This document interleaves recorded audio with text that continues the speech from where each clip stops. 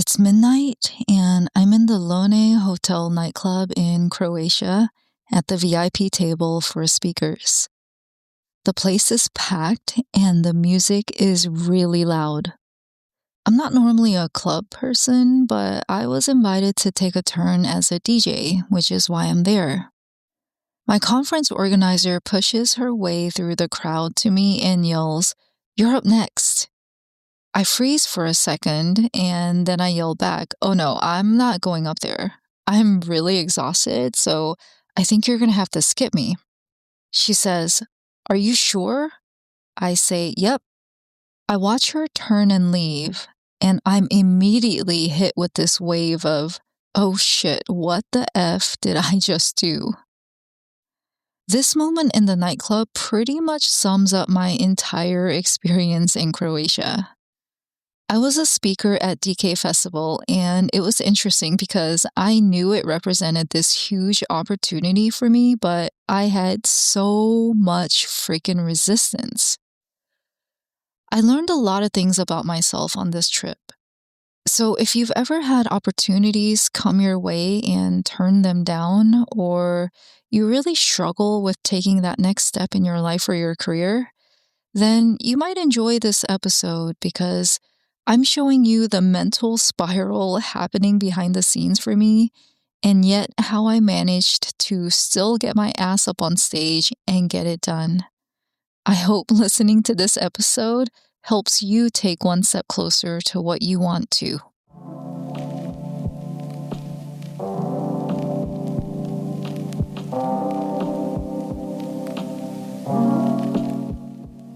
You're listening to This Is How You Think, the show that remodels your mindset.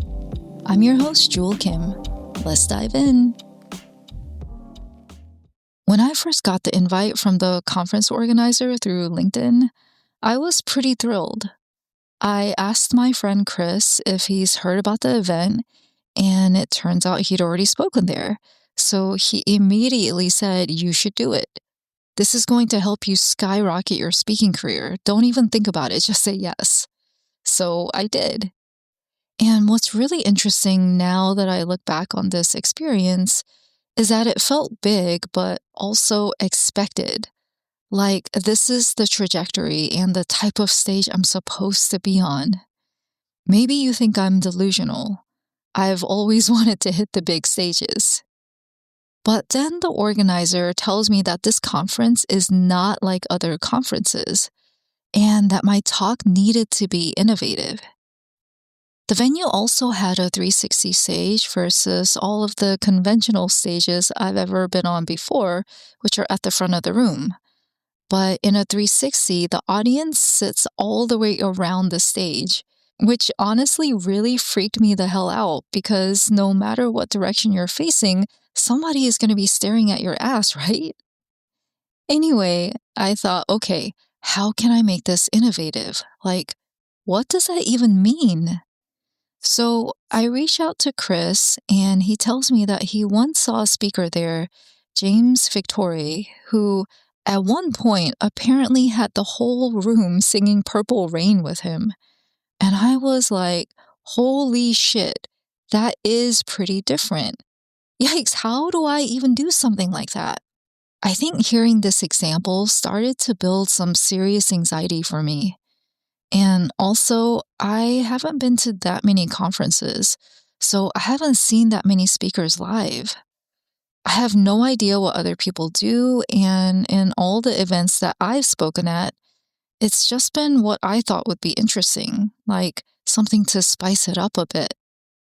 But then the organizer's telling me this has to be innovative, and I was just like, fuck, what do I do?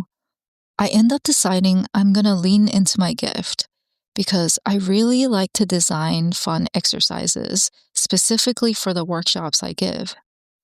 So I'm designing a couple of brand new exercises, and then I decide to bring in a prop. But then I'm worried. Am I gonna veer into cultural appropriation? I don't want that. Eventually, I create a rough draft of my talk, and I do a dry run in front of a group the week before the event. The bad news is this run is a total failure because at the event, I only have 30 minutes and the dry run took freaking 90 minutes. So I was like, oh my God, I'm in trouble. I also showed my talk to two storytelling coaches I know who are both really experienced with presentations, and they both strongly recommended that I dial down the audience participation. I'm not gonna lie, I struggled with that. Like, I really, really struggled because, on the one hand, I don't want to be that asshole that asks somebody for their advice and then I don't take the advice. But on the other hand, I've never been a fan of any kind of event where the person just talks at you nonstop from the stage. Personally, I get bored because unless you're a super gifted speaker and very charismatic, like you better have some freaking Dr. Martin Luther King Jr. level mojo if you want to hold somebody's attention like that. And Lord knows I don't have that, which is why I like to get on the same level with the audience and have them talk with me. It's why I design exercises and games for the audience because that's what's fun for me too. So, for these coaches to tell me to cut out the audience participation, I had a really hard time with that. But I know why they were recommending this because 30 minutes is not that much time, and I agree. They wanted me to play it safe, especially after what I went through when I spoke at the Seattle Sports Commission, where I was the opening speaker last year, whereas at DK Festival, I was the closing speaker. And by the way, I know I said 30 minutes is short, but my slot at the Seattle Sports Commission was only 9 minutes. And I remember thinking, oh my God, are you kidding me? Like, what do I even have time to share in 9 minutes? Now, unfortunately, what made the Seattle event so hard was right before I went on, I had a full-blown panic attack. It was insane. This wasn't my first speaking event, but I've never experienced stage fright like that before in my entire life. The panic attack was real. I felt like I was about to have a heart attack, and even my vision started going dark. But somehow, through willpower and my God given stubbornness, I was talking to myself like, woman, you better pull it together. You cannot melt into a puddle right now. You have to get through this. A minute later, I am walking on stage. I do my best and I get through it. It seems like the reaction was pretty good, but honestly, I don't really remember because it was traumatic. I still carry a little PTSD from it, and I know this because normally my memory recall is super sharp. I don't have a photographic memory, but it's really clear most of the time. But with this sports commission talk, I just remember flashes. Kind of like how they show you in the TV shows or the movies, like when someone's on drugs and everything looks blurry and chaotic. Yeah, that's my memory from that day. It's because of that experience that I think the coaches were both telling me to keep it simple. Like, don't do anything special. You're already experiencing a lot of change right now in this kind of setup. It's in a different country. The stage is new. You don't need the prop. You don't even need to have audience volunteers. Don't invite anybody on stage with you because it's risky. But I approach speaking very differently, probably because I haven't been conditioned or taught that you have to speak a certain way, like it has to have parts A, B, C, D. I'm more like, let's sprinkle in a little B, K, a star, the number 3, or a square, like whatever I think is cool. Now, the other thing that really stood out in my mind is that all of the other times in the past when I was preparing for any kind of event, I generally only needed 2 to 3 days to prep for them. I would build my slide deck, and I knew very clearly what I was going to talk about, and I was really comfortable with that. But for Croatia, I started prepping for this more than a month before. And to be honest, I don't even know if that really helped because I was seriously spiraling. So, somewhere in the past 6 months, I think because of what the organizer told me and then Chris telling me that I better get this right, I was feeling so much pressure. And then, even worse, I started measuring myself to other people's expectations. That's when I was really in trouble because at some point, the question shifted away from, is this experience going to be any good?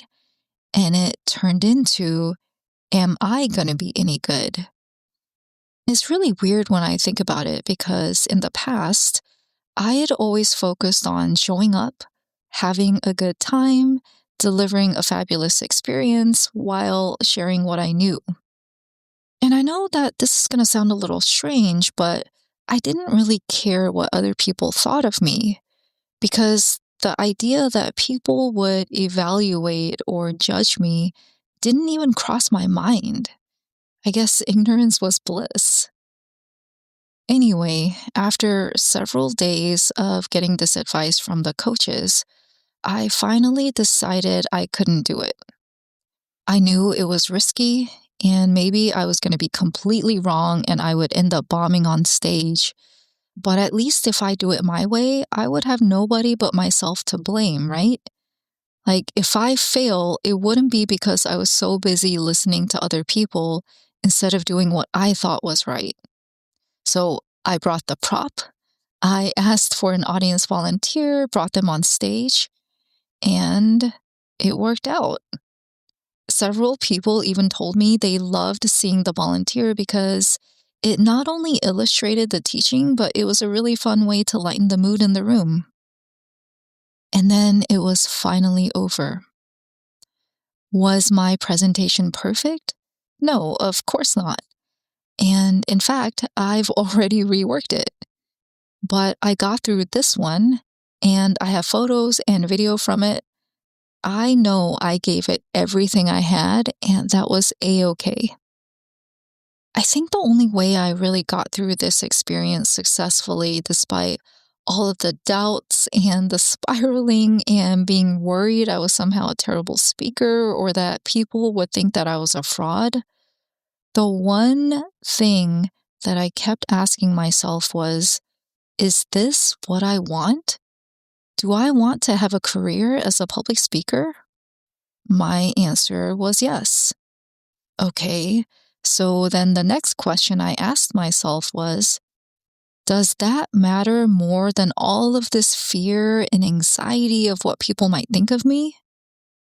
And in my mind, I see it like a seesaw. So it's like, which side is the heavier side? Future me or this fear? And every time I choose future me because that's the life I want.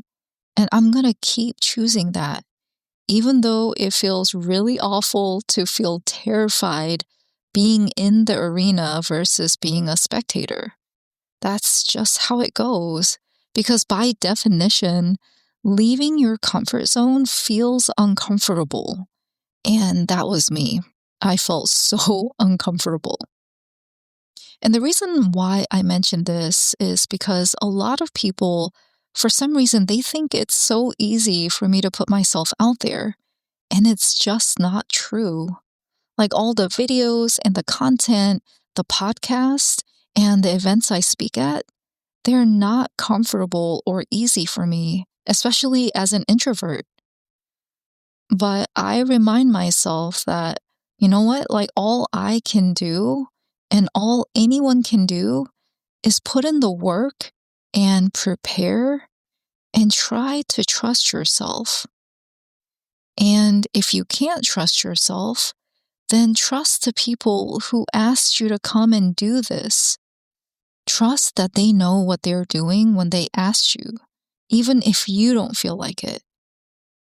So going back to the scene in the nightclub when I said no and then watched the organizer walk away, I instantly knew that if I didn't do this, I was going to regret it.